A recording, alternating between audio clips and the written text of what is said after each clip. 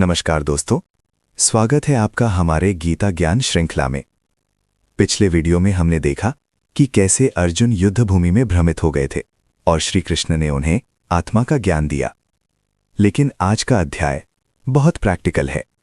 आज का विषय है कर्म योग। क्या सिर्फ ज्ञान काफी है या जीवन में एक्शन जरूरी है? आइए शुरू करते हैं।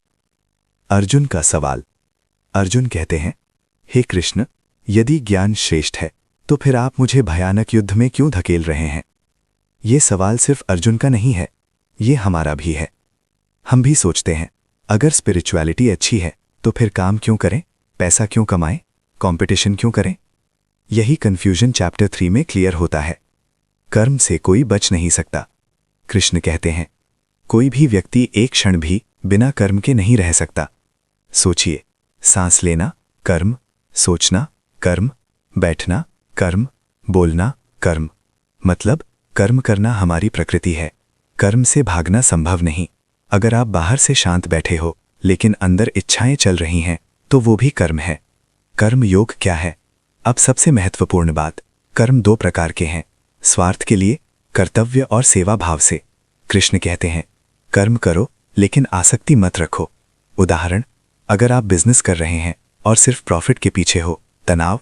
लेकिन अगर आप क्वालिटी सेवा देना चाहते हो, शांति। यही कर्म योग है। नेतृत्व की शिक्षा। कृष्ण कहते हैं, श्रेष्ठ व्यक्ति जैसा आचरण करता है लोग उसका अनुसरण करते हैं। अगर पिता गलत करेगा बच्चा सीखेगा। अगर नेता भ्रष्ट होगा समाज गिरेगा। अगर गुरु सच्चा होगा शिष्य सुधरेगा। यानी आप सिर्फ अपना जीवन नहीं जी रहे, आप एग्जाम्पल बन रहे हैं। सबसे बड़ा दुश्मन। अर्जुन पूछते हैं, मनुष्य पाप क्यों करता है? कृष्ण जवाब देते हैं, काम, अत्यधिक इच्छा और क्रोध।